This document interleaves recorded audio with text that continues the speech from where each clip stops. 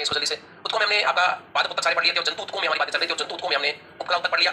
उपकला उत्तक के प्रकार हमने पढ़े, कहां पर कौन सा उपकला उत्तक पाया जाता है, उपकला उत्तक पाया जाता है। और दूसरी बात हमने की इसमें पीसीए उत्तक पर। पीसीए में हमने तीनों प्रकार के उत्तकों के बारे में बातें की, याद रखिएगा। तीनों प्रकार के उत्तक पढ़े हमने पीसीए में। पीसीए में हमने पढ़ा कि कंकाली पीसीए उत्तक जिसको रेखित या इच्छित प्रकार का कहते हैं, और दूसरा चिकना या अनिच्छित या अरेखित प्रकार का, और हृदय पीसीए उत्तक, तीनों प्रकार की बातें हमने की। पेशी उत्तकों का निर्माण होता है पेशी तंतुओं से, याद रखिएगा। और जो पेशी तंतु होते हैं अगर उन पर रेखाएं होती है तो वो रेखित पेशी होता है। ऐच्छिक भागों में पाया जाता है, ऐच्छिक भाग जहां पर ऐच्छिक क्रियाएं होती है वहां पर भाग मिलेगा तो ऐच्छिक पेशी उत्तक है। हड्डियों से जुड़ा हुआ पाया जाता है इसलिए कंकाली पेशी उत्तक है। ऐसे पेशी तंतु जिनमें किसी भी प्रकार की कोई भी रेखाएं नहीं मिलती है, गहरी हल्की रेखाएं ना मिले, वो अरेखित पेशी उत्तक होता है। नमस्कार सभी को, सभी को नमस्कार, सभी को नमस्कार। और ऐसा पेशी उत्तक तुम्हारा कहलाता है चिकना पेशी उत्तक, याद रखिएगा। और ये अनिच्छिक भागों में पाया जाता है। तीसरा हमने हृदय में पढ़ा जो संरचना के आधार पर तो इच्छिक प्रकार का था, लेकिन कार्य के आधार पर अनिच्छिक प्रकार का होता है। ये विशेष प्रकार का हृदय होता है। हृदय में एक मायोग्लोबिन प्रोटीन होता है जो उसको कभी थकने नहीं देती है। इसके बाद हमने बात की तुम्हारे संयोजी उत्तकों पर, और संयोजी उत्तक में बताया कि देखो आपका उपकला उत्तक 10% भाग बनाता है, 40 से 50% जो भाग बनाता है वो तुम्हारा पेशी उत्तक होता है, और 30% जो भाग तुम्हारा बनाता है वो याद रखिएगा तुम्हारा 30% भाग बनाने वाला जो उत्तक तुम्हारा है वो आपका ये संयोजी उत्तक होता है। ये वास्तविक अंगों को जोड़ने का कार्य करता है। इसके बाद ये एक्टोडर्मल भी था, ये मेसोडर्मल भी था, और ये एंडोडर्मल भी था। ये केवल मेसोडर्मल होता है और ये वाला भी मेसोडर्मल होता है, ये बात मैं तुम लोगों को बता चुका था। ये ऊपर ऊपर की ओर वृद्धि करता है तो ये सुरक्षात्मक आवरण की तरह काम करता है। ये गति के लिए जिम्मेदार होता है, चलन के लिए जिम्मेदार होता है, चीजों को पकड़ पाता है, ये चीजों को जोड़ने का कार्य करता है, ये चीजों को जोड़ने का कार्य करता है। तो संयोजी उत्तक का कनेक्टिव टिश्यू है, और कनेक्टिव टिश्यू का निर्माण तीन प्रकार के घटकों से होता था, जिसमें हमने कोशिकाएं पढ़ी, हमने तंतु भी पढ़े और मैट्रिक्स पढ़ा। मैट्रिक्स एक पारदर्शी अर्धपारगम्य पदार्थ होता है, प्रोटीन प्रकृति का होता है, याद रखिएगा। और इसके बाद हमने कोशिकाओं के बारे में बात की थी, जिसमें हमने कई कोशिकाएं पढ़ी। मास्टर सेल्स होती है वो हिबिरिन का स्राव करती है। उसके अलावा हमने बात की थी कि वसा कोशिकाएं होती है जिसमें वसा का संग्रह होता है। तंतु हमने पढ़े थे, श्वेत तंतु, और इसके अलावा हमने पीले तंतु भी पढ़े थे, याद रखिएगा। कौन कौन सी प्रोटीन पाई जाती है इस पर भी हमारी चर्चाएं हो गई थी। तो तीन प्रकार के तंतुओं पर हमारी बातें रही थी। तीन प्रकार के तंतु हमने पढ़े थे, याद रखिएगा। तीनों प्रकार के तंतुओं में श्वेत तंतु, पीले तंतु और जालिकाबद्ध तंतु हमने पढ़े थे। श्वेत तंतु जिसमें कोलेजन प्रोटीन होती है, और पीले तंतु जिसमें आपकी इलास्टिन प्रोटीन होती है। रेटिकुलर जालिकाबद्ध जो होती है उसमें रेटिकुलर जो प्रोटीन होती है वो पाई जाती है। हमारी बातें हो गई। अब मैं पढ़ा रहा हूं तुम लोगों को संयोजी उत्तकों के प्रकार। ध्यान से सुनिएगा, संयोजी उत्तकों के प्रकार पढ़ा रहे हैं। तो नेक्स्ट हम स्टार्ट कर रहे हैं संयोजी उत्तकों के प्रकार। संयोजी उत्तक के प्रकार, और ये तीन प्रकार का तुम्हारा संयोजी उत्तक होता है, तीन प्रकार का होता है, याद रखिएगा।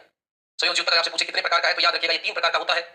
एक होता है इसमें तुम्हारा सरल सरल संयोजी उत्तक होता है। दूसरा होता है कंकाली या आलंबी जो सहारा देता है, आलंबी यानी सहारा देता है, आलंबी।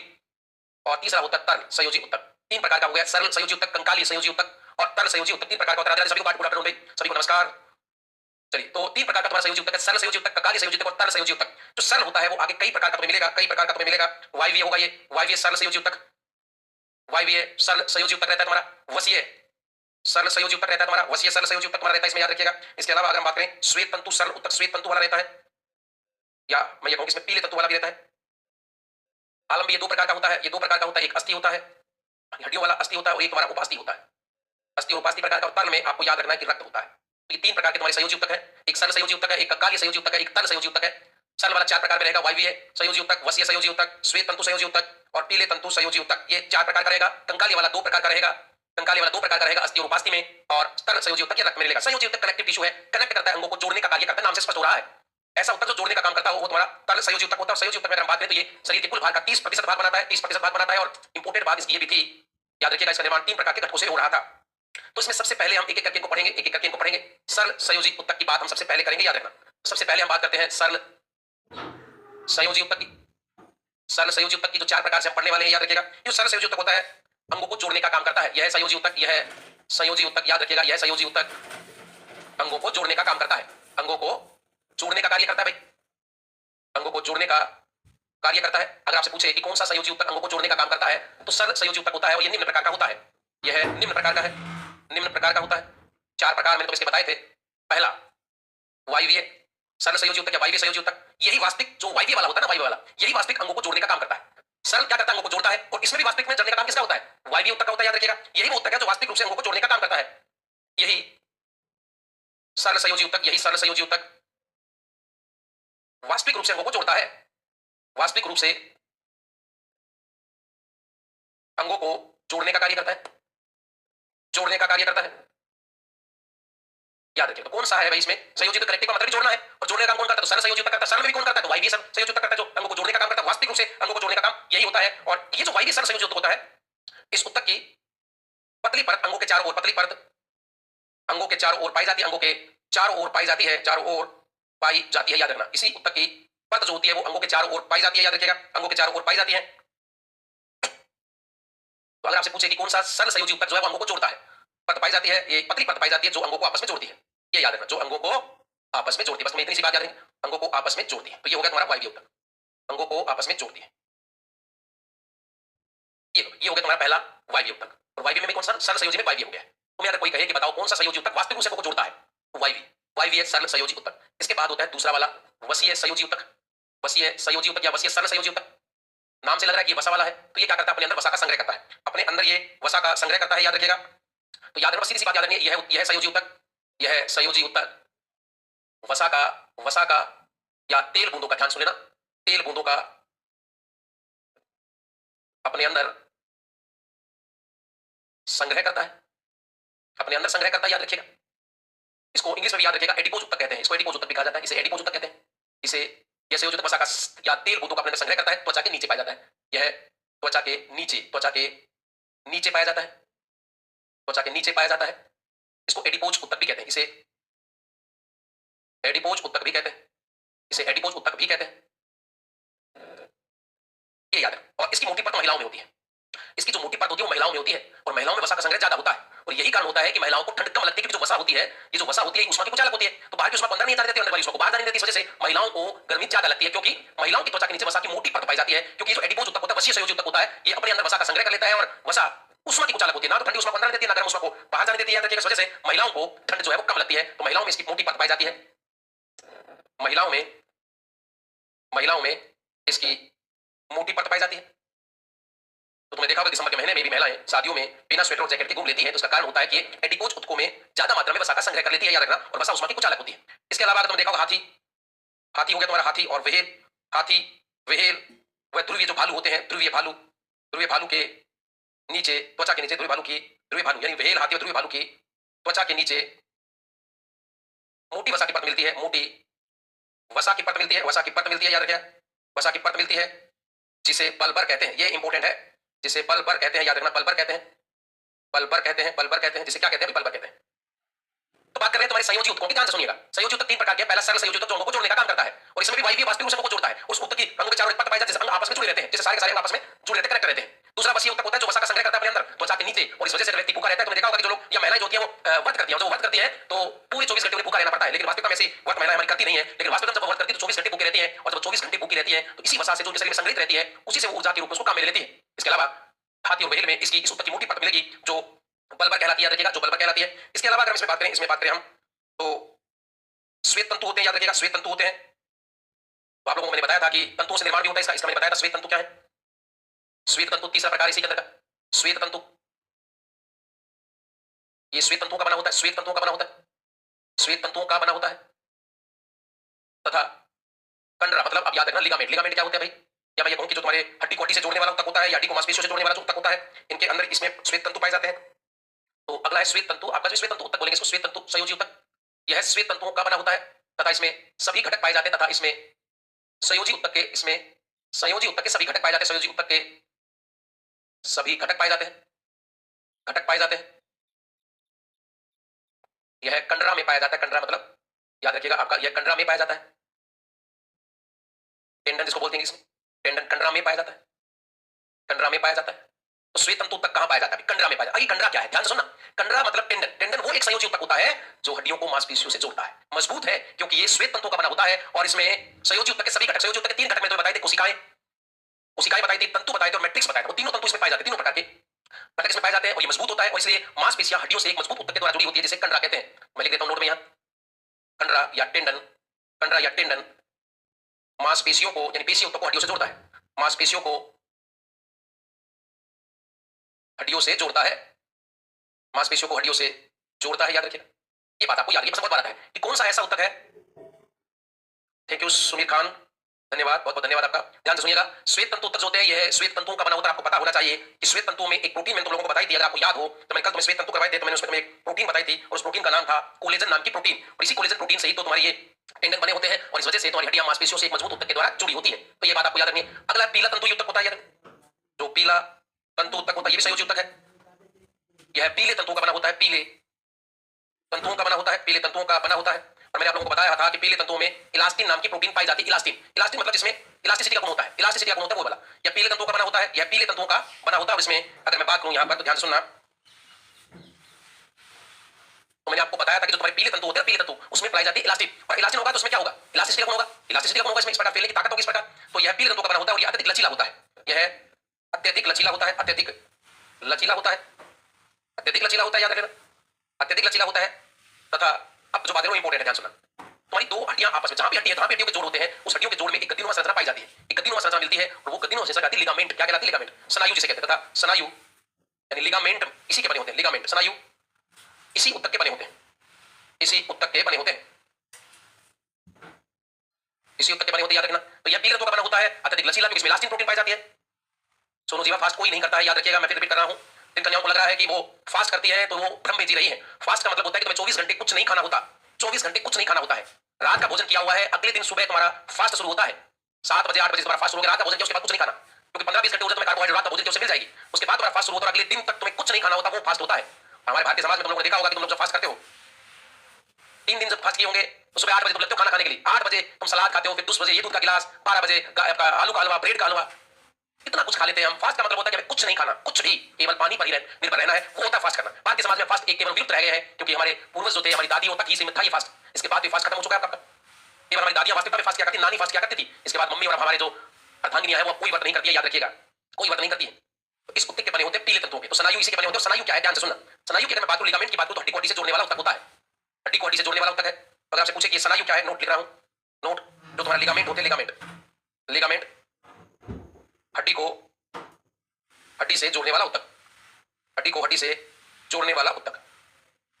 तो हड्डी को मांसपेशियों से कौन जोड़ता है भाई? हड्डी को मांसपेशियों से जोड़ता है आपका टेंडन, और हड्डी को हड्डी से कौन जोड़ता है? तो जहां पर हड्डियों के जोड़ होते हैं, उन जोड़ों के बीच में गति पाई जाती है, उनके बीच में गति पाई जाती है, उस गति में संरचना का नाम होता है तुम्हारा यही लिगामेंट, जिसमें लचीलापन होता है, जिस वजह से जब तुम कूदते हो या चलते हो तो दो हड्डियों की आपस में, दो हड्डियां आपस में टकरा नहीं पाती है, याद रखिएगा। बुढ़ापे में ये लिगामेंट घिस जाता है और घिसने की वजह से उसके बीच में एयर आ जाती है, या वहां पर लैक्टिक एसिड बन जाता है या सिट्रिक अम्ल बन जाता है, जिससे गठिया हो जाता है, गठिया हो जाता है, याद रखना तुम लोग। तो इन्हीं एक घिसने के कारण से लिगामेंट के ये जो गति होती है घिस जाती है, उम्र के साथ साथ, उम्र बढ़ने के साथ साथ गति घिसती चली जाती है, और वहां पर फिर या तो एयर बबल बनने शुरू हो जाते हैं, हवा के बुलबुले बनने लग जाते हैं, या वहां पर लैक्टिक एसिड या सिट्रिक अम्ल बन जाता है, जिस वजह से अत्यधिक पीड़ा होती है और उस रोग को कहा जाता है कि गठिया हो गया, याद रखना।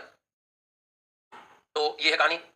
तुलसी माता का व्रत किया तो 3 दिन। सोनू आप अगर, सोनू जीवा अगर आप वास्तविकता में भूखी रही है तो मुझे बताइएगा।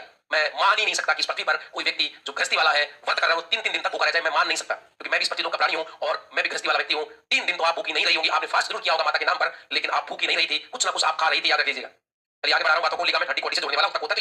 ये पहला उत्तक हमने पढ़ लिया, तुम्हारा सहसंयोजी उत्तक, जो आपस में जोड़ने का काम करता है, अंगों को जोड़ने का काम करता है।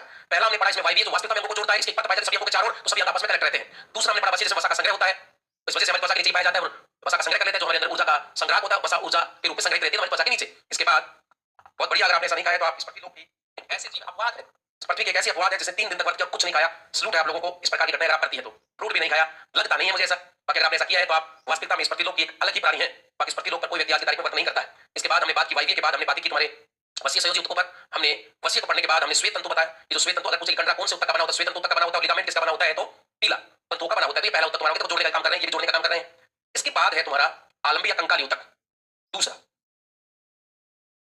आलंबी या कंकाली उत्तक, आलंबी या कंकाली उत्तक है ये 2 प्रकार का होता है, आलंबी या कंकाली। जिसमें मैंने बताया है कि एक इसमें जो तुम्हारा प्रकार होता है वो याद रखिएगा कि हड्डियों वाला अस्थियां होती हैं, और दूसरा जो इसमें होता है वो तुम्हारा होता है, याद रखिएगा, एक सेकंड रुकिएगा,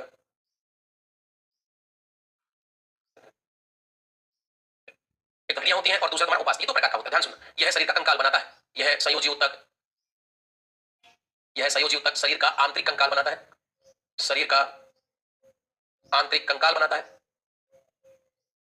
कंकाल बनाता है, याद रखना। तो शरीर का आंतरिक कंकाल बनाने का कार्य आलंबी या कंकाली उत्तक करता है, याद रखना। अच्छा, बनाता है। यह 2 प्रकार का होता है, यह 2 प्रकार का होता है,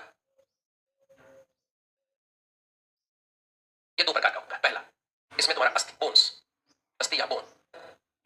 देखो हड्डियां, अगर आपसे पूछे कि किस उत्तक है तो संयोजी उत्तक है। कौन सा संयोजी उत्तक है? तो आलंबी या कंकाली है। और हड्डियां हमारे शरीर की ग्यारस भी करती है, आप लोग ग्यारस भी करती है, कुछ नहीं खाती है आप लोग। मैं मान नहीं सकता, लेकिन अगर आप ऐसा है तो आप अपवाद है इस पृथ्वी लोक की महिलाओं में, ऐसे लोग जो व्रत करके कुछ नहीं खाते हैं, बाकी तो हमें पता ही है। चलिए आगे बढ़ा रहा हूं, बातों को ध्यान से सुनना। मेरी बातों को मत करना कन्याओं, जो भी यहाँ बैठी हुई है, मेरी बातों को मत करना, क्योंकि हो सकता है तुम व्रत करती हो। चलो, अस्थि या बोन्स, ध्यान से सुनना। इसका जो अध्ययन होता है वो कहलाता है ओस्टियोलॉजी। अध्ययन है वो ओस्टियोलॉजी कहलाता है, अध्ययन कहलाता है ओस्टियोलॉजी। अच्छा, अस्थियों को या हड्डियों को बनाने वाली, हड्डियों को बनाने वाली कोशिकाओं को, बनाने वाली कोशिकाओं को ओस्टियोब्लास्ट कहते हैं, ओस्टियोब्लास्ट कहते हैं, ओस्टियोब्लास्ट कहते हैं। ये सब याद करना। ओस्टियोब्लास्ट वे कोशिकाएं होती है जो तुम्हारी हड्डियां बनाती हैं। हड्डियों को बनाने वाली कोशिकाओं को ओस्टियोब्लास्ट कहते हैं। जैसे तंत्रिका तंत्र को बनाने वाली कोशिका न्यूरॉन थी ना, उसी प्रकार हड्डियों को बनाने वाली कोशिका ओस्टियोब्लास्ट है। इसके मैट्रिक्स में आपको पता है कि संयोजी उत्तक 3 जीरो से मिलकर बना होता है।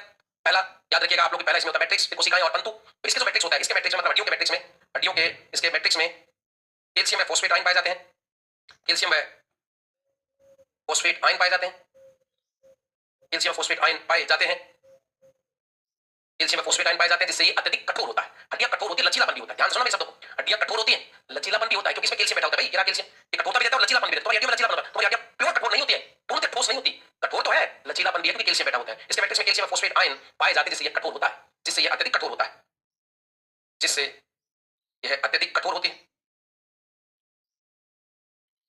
जिससे ये अत्यधिक कठोर व लचीली होती है।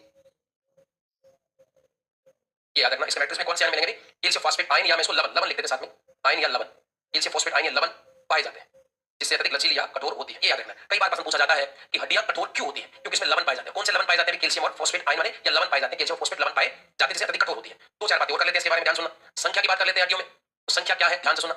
वयस्क में जो संख्या होती है वो 206 होती है, वयस्क में 206 होती है। बच्चे के जन्म के समय कितनी होती है? ध्यान सुनना। बच्चे के जन्म के समय, ये प्रश्न भी खूब आता है, बच्चे के जन्म के समय 270 होती है, और गर्भ में जब बच्चा होता है, गर्भ में कितनी होती है? तो 300 प्लस होती है। अब सुनना, जब बच्चा माता के गर्भ में होता है, गर्भ में होता है, तब 300 प्लस हड्डियां पाई जाती हैं, 300 प्लस हड्डियां होती हैं। और जैसे बच्चे का जन्म होता है तो 270, और आज की तारीख में तुम लोगों में 206 हड्डियां पाई जाती हैं, 206 हड्डियां होती हैं। इसलिए हो पाता है कि जैसे बच्चा ग्रोथ करता है, कुछ हड्डियां आपस में जुड़ जाती हैं, और जब कुछ हड्डियां आपस में जुड़ जाती हैं तो हड्डियों की संख्या कम होती चली जाती है, और यही कारण होता है कि आप में 206 हड्डियां पाई जाती हैं। याद रखना है आपको। इसके अलावा अगर मैं हड्डियों की बात करूं यहां, इसके अलावा अगर हड्डियों की बात करूं मैं,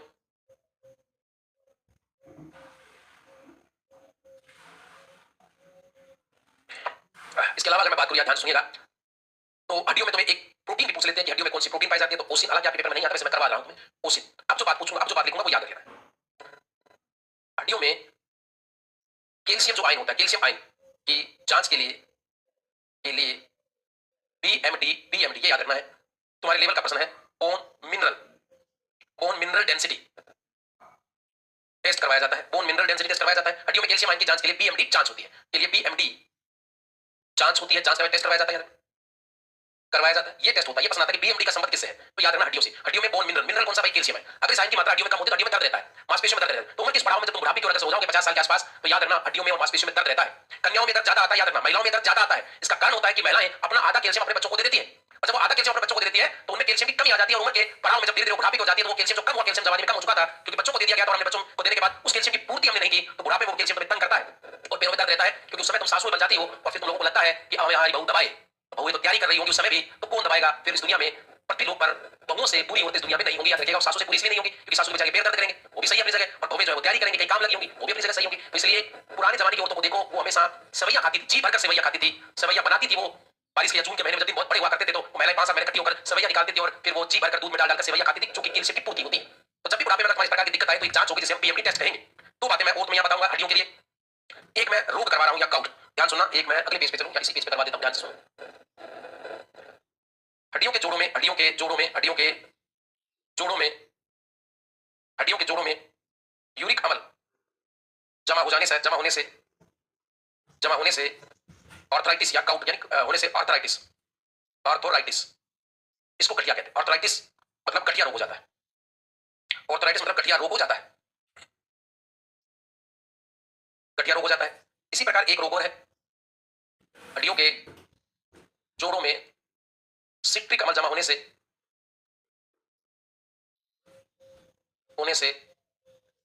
गाउट का रोग हो जाता है। गाउट, इसे भी गठिया ही कहा जाता है, याद रखना, गाउट का रोग हो जाता है।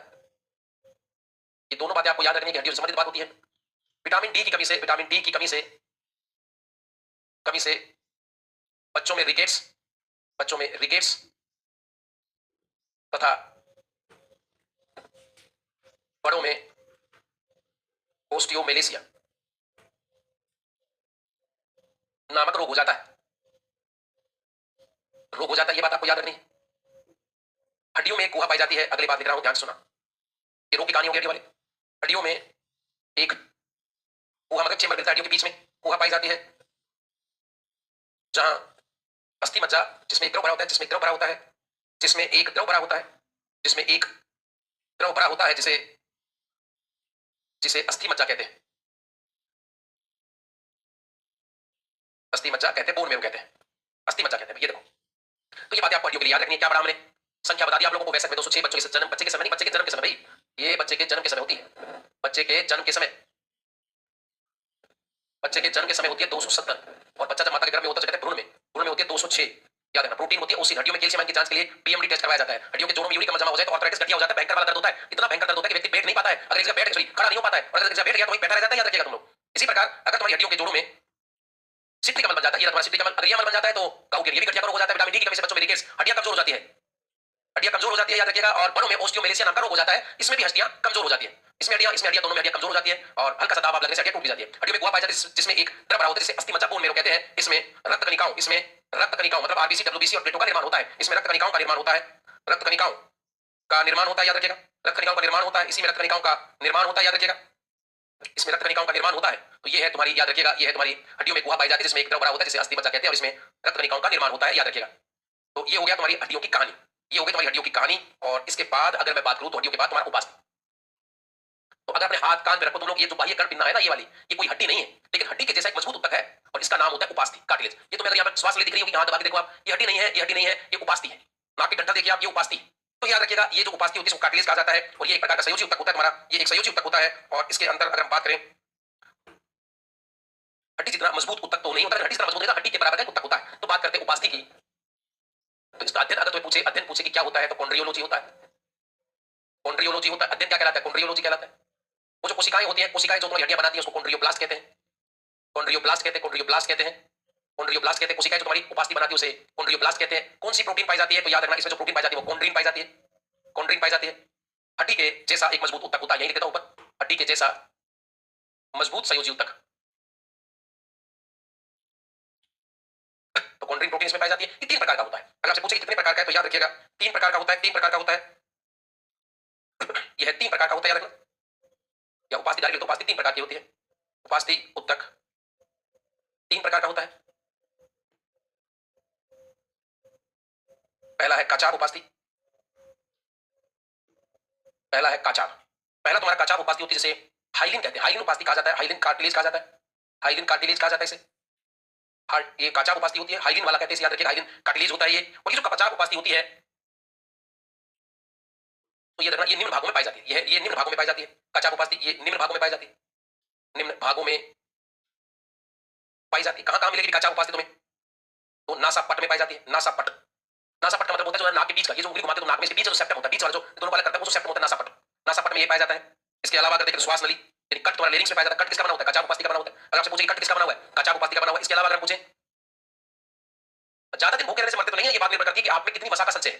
अगर ज्यादा वसा का संचय है तो आप 4-5 दिन भी जीवित रह सकती हैं, पर अगर आप में वसा है ही नहीं, दुबली पतली है, तो आप 2-3-4 दिन में निपटने के कगार पर पहुंच जाते हैं। ये बात करता है कि आप में कितना वसा भरा हुआ है, याद रखिएगा। कट हो गया, श्वास नली हो गई, और जो तुम्हारी श्वास नली होती है, श्वास नली में श्वास नली के सी आकार के छल्ले, जो सी आकार के छल्ले होते हैं उनमें भी यही पाया जाता है। श्वास नली के सी आकार के छल्ले, सी आकार के छल्ले। तो ये तुम्हारे सब किसके बने होते हैं, तो काचार उपास्थि के बने होते हैं। सब काचार उपास्थि के बने होते हैं, याद रखिएगा। इसके अलावा जो दूसरे प्रकार की होती है तंतु में उपास्थि होती है। अब सुनना, ये देखो तुम्हारी श्वास नली आ रही है, ये एक श्वास नली है और इस श्वास नली में ऐसे करके ऐसे छल्ले पाए जाते हैं। ये जो छल्ले होते हैं ये वास्तविकता में बने होते हैं इसी काचार उपास्थि। इसके अलावा कहां, तो नासापट जो बीच का सेप्टम है वो भी तुम्हारे इसी का बना हुआ है। कंठ किसका बना होता है, ये जो बाहर कई व्यक्तियों के निकला होता है, याद रखिएगा, ये जो बाहर टेटवा निकल जाता है, ये टेटवा किसका बना होता है, तो याद रखना ये तुम्हारा काचार उपास्थि का बना होता है। हड्डी जितना मजबूत होता है, ये हड्डी नहीं है लेकिन हड्डी जितना मजबूत है, और हड्डी जितना मजबूत होता है वही हम उपास्थि या एक कार्टिलेज कहते हैं। ये उपास्थि एक संयोजी ऊतक होता है, याद रखना। इसके बाद देखो दूसरा कौन सा होता है, काचार के बाद अगर हम बात करें तंतु में, तंतु में उपास्थि होती है, यह निम्न भागों में पाई जाती है, उपस्थित होती है, निम्न भागों में उपस्थित होती है। कौन कौन से भाग है भैया जो उपस्थित होती है, इसमें पहला है तुम्हारा, जैसे लिख देते हैं हम, नाक के ऊपर का जो नाक के ऊपर का डंठल, नाक के ऊपर का जो भाग होता है, जो नाक के ऊपर का जो भाग होता है, नाक के ऊपर का भाग, नेजल जो टिप होती है, नेजल टिप, नाक के ऊपर का जो डंठल वाला भाग होता है, ये वाला भाग, ये नाक का डंठल जो होता है अंदर, ये किसका बना हुआ है, तो याद रखना ये इसी तंतु में उपास्थि का बना होता है। इसके अलावा क्या, तो एपिग्लोटिस, एपिग्लोटिस, ये एपिग्लोटिस क्या है, तो श्वास नली का ढक्कन, श्वास नली का ढक्कन। जब तुम भोजन और पानी लेते हो तो श्वास नली को बंद करने का काम कौन करता है, एपिग्लोटिस करता है। एपिग्लोटिस तुम्हारा उपास्थि का बना होता है, तंतु में उपास्थि का। 300 प्लस बताई थी, क्या क्या लिख दिया मैंने, भ्रूण में 300 प्लस होती है भाई, ये 300 प्लस होती है, 303 4 5 6 कितनी हो सकती है, 300 प्लस होती है, याद रखना। एपिग्लोटिस बना होता है तंतु में उपास्थि का। और तीसरा जो तुम्हारा होता है, याद रखिएगा, पहला काचार, दूसरा तंतु में, और तीसरा कैल्सिफाइड, कैल्सीकृत उपास्थि, कैल्सीकृत उपास्थि होती है, कैल्सीकृत उपास्थि कैल्सीफाइड होती है क्योंकि इसमें कैल्शियम की कण जमा होने से ज्यादा कठोर हो जाती है, याद रखिए कैल्सीफाइड। ये आपके पाई जाती है, याद रखिएगा, ये आपके पाई जाती है जो फीमर होता है, फीमर, फीमर वह ह्यूमरस का हेड, फीमर और ह्यूमरस, जो फीमर होती है हमारे पेट की सबसे लंबी हड्डी, और जो ये ह्यूमरस होती है हाथ की हड्डी, उसके जो टॉप बने होते हैं वो इसी उपास्थि के बने होते हैं, जिसको हम कैल्सीफाइड या कैल्सीकृत उपास्थि कहते हैं, इसी के बने होते हैं, याद रखिएगा, इसी के बने होते हैं। और इस प्रकार ये तीन होंगे। इसके अलावा मैं लिखूं, ये एक लाइन और ले लेते हैं यहाँ पर, ध्यान से देखना। बाह्य कर्ण पल्लव, जो बाह्य कर्ण पल्लव होते हैं ये भी किसके बने होते हैं तुम्हारे, ये तंतु में उपास्थि के बने होते हैं, बाह्य कर्ण पल्लव। ये जो बाहर के कर्ण पल्लव तुम लोगों को नजर आ रहे हैं ना, कर्ण पल्लव, ये इसी तंतु में उपास्थि के बने होते हैं। और तीसरी होती है कैल्सीकृत, कैल्सीकृत उपास्थि, कैल्सीफाइड होती है, याद रखिएगा। जो ह्यूमरस होता है, ह्यूमरस व फीमर का हेड का सिर, ये इसी का फीमर का सिर किसका बना होता है, कैल्सीफाइड पर। तो ये होगी तीन प्रकार की तुम्हारी उपास्थियां, तीन प्रकार की तुम्हारी उपास्थियां हो गई है, ध्यान से सुनिएगा। उपास्थि और अस्थि ये दोनों आलंबी ऊतक होते हैं, ये दोनों आलंबी कंकाल ऊतक होते हैं, तुम्हारे कंकाल बनाते हैं। हमारा जो कंकाल बना होता है वो इन्हीं का बना होता है। हड्डी हमने पढ़ी है कि क्या कहानियां होती है, हमने बात की उपास्थि की। हड्डियों को हड्डियों से जोड़ने वाला ऊतक होता है तुम्हारा एक प्रकार का सहसंयोजी ऊतक, जिसमें श्वेत तंतु में ऊतक होता है। हड्डी को हड्डी से जोड़ने वाला पीला तंतु पाया जाता है, जिसमें पीला तंतु ऊतक होता है, जो तुम्हारा एक प्रकार का लिगामेंट होता है। हड्डी को मांसपेशियों से जोड़ने वाला ऊतक होता है कंडरा या स्नायु, जिसको कंडरा बोलते हैं, इसको कंडरा टेंडन बोलते हैं। और ये श्वेत तंतु ऊतक होता है जो हड्डी को मांसपेशियों से जोड़ता है। इसके बाद हमने हड्डियों पर चर्चा की, हड्डियां कठोर इसलिए होती है इसमें कैल्शियम आयन पाए जाते हैं, मतलब लवण पाए जाते हैं। और इसके बाद हमने बात की उपास्थि की। अब तुम्हारा इसमें तरल संयोजी ऊतक होता है, ध्यान से सुनना, तरल संयोजी ऊतक, तरल संयोजी ऊतक, वो जो तरल संयोजी ऊतक होता है तो इसमें आता है तुम्हारा रक्त, ब्लड। तो ब्लड के बारे में बात करते हैं। रक्त क्या है, तरल संयोजी ऊतक है, तरल संयोजी ऊतक है, तरल संयोजी ऊतक है। इसका जो अध्ययन होता है, अध्ययन कहलाता है, याद रखिएगा, अध्ययन होता है हेमेटोलॉजी, अध्ययन हेमेटोलॉजी, अध्ययन तुम्हारा हेमेटोलॉजी कहलाता है। और इसके अलावा अगर हम बात करें, ध्यान से सुनिएगा, अध्ययन हेमेटोलॉजी कहलाता है। मात्रा जो होती है तुम्हारे रक्त की वो 5 से 6 लीटर होती है, 5 से 6 लीटर होती है। पीएच अगर पूछे, पीएच पूछे तो 7.4 होती है, मतलब हल्का अम्लीय, हल्का क्षारीय होता है, हल्का क्षारीय होता है, हल्का क्षारीय होता है। रक्त जो होता है वो हल्का क्षारीय होता है, याद रखिएगा। और श्वसन वर्णक होता है हीमोग्लोबिन, श्वसन वर्णक वो होता है हीमोग्लोबिन, हीमोग्लोबिन होता है। और यही ऑक्सीजन का परिवहन करता है, O2 का परिवहन कौन करता है, हीमोग्लोबिन करता है। अगर मैं बात करूं रक्त के घटक की, रक्त में दो घटक होते हैं, रक्त के घटक। और रक्त में मोस्टली दो घटक होते हैं, एक होता है रक्त का तरल भाग और एक होता है इसका ठोस भाग। तरल जो भाग होता है उसे रक्त प्लाज्मा कहते हैं, रक्त प्लाज्मा, रक्त प्लाज्मा कहते हैं। और ठोस भाग जो होता है उसे रक्त कणिकाएं कहते हैं, रक्त कणिकाएं या इसे रक्त कोशिकाएं कहते हैं। रक्त प्लाज्मा ये लगभग 55% भाग बनाता है और ये लगभग 45% भाग बनाता है। रक्त प्लाज्मा क्या करता है, पोषक पदार्थों व अपशिष्ट पदार्थों का परिवहन करता है। अपशिष्ट पदार्थों, पोषक पदार्थों में कार्बोहाइड्रेट, वसा, प्रोटीन, मिनरल्स, सबका पोषक पदार्थों तथा अपशिष्ट पदार्थों का परिवहन करता है, परिवहन का कार्य करता है, परिवहन का कार्य। और रक्त कणिकाएं तीन होती है, पहला आरबीसी, पहला इरिथ्रोसाइट, याद रखना इरिथ्रोसाइट, और इरिथ्रोसाइट को आरबीसी कहते हैं, लाल रक्त कणिकाएं। इनका कार्य होता है ऑक्सीजन का परिवहन, कार्य O2 का परिवहन, O2 का परिवहन होता है। दूसरा इसमें होता है आपका, याद रखिएगा, ल्यूकोसाइट, श्वेत रक्त कणिका जिसको बोलेंगे ल्यूकोसाइट, डब्ल्यूबीसी। इनका जो कार्य होता है वो प्रतिरक्षा तंत्र का निर्माण करना, प्रतिरक्षों का निर्माण, प्रतिरक्षों का निर्माण, यानी तुम्हारे शरीर बैक्टीरिया और वायरस से लड़ने का काम इन्हीं डब्ल्यूबीसी का होता है। और तीसरा जो तुम्हारा इसमें होता है, ध्यान से सुनिएगा, इसमें जो तीसरा होता है तुम्हारा वो होती है प्लेटलेट्स या थ्रोम्बोसाइट, थ्रोम्बोसाइट या इसे कहते हैं हम आपकी प्लेटलेट्स। और इसका जो कार्य होता है, इसका जो कार्य होता है वो होता है, याद रखिएगा, इसका जो कार्य होता है वो होता है रक्त का थक्का बनाना, रक्त का थक्का बनाना। तो ये हो गए तुम्हारा रक्त। रक्त क्या है, तरल संयोजी ऊतक होता है, याद रखिएगा, रक्त तरल संयोजी ऊतक होता है, रक्त तरल संयोजी ऊतक होता है। हेमेटोलॉजी मात्रा 5 से 6 लीटर, पीएच 7.4। और इसमें श्वसन वर्णक होता है हीमोग्लोबिन, और इसी के कारण रक्त लाल होता है, लेकिन इसमें बैंगनी रंग का होता है। अच्छा, इसके अलावा दो भाग होते हैं, तरल भाग और ठोस भाग। तीन प्रकार की रक्त कणिकाएं मिलती हैं, उनके क्या क्या कार्य होते हैं। ये हो गया तुम्हारा ऊतक वाला टॉपिक, कंप्लीट हो गया, याद रखिएगा, तुम्हारा ऊतक वाला टॉपिक। और फिजिक्स हो गई है, बायोलॉजी, केमिस्ट्री, तीनों पार्ट आपके हो चुके हैं। अब तुम्हारा क्वेश्चन बचता है एनवायरमेंट का। तो बायोलॉजी, फिजिक्स, केमिस्ट्री तीनों हो गए हैं, याद रखिएगा, तीन हो चुके हैं। और इनको इस प्रकार से याद करना है, और यहीं से आप लोगों के प्रश्न बनने के चांसेस होते हैं। तो अब मिलते हैं हम नेक्स्ट वीडियो में, नेक्स्ट वीडियो में मिलते हैं। तब तक के लिए बहुत बहुत धन्यवाद, आपका दिन शुभ रहे। चलिए।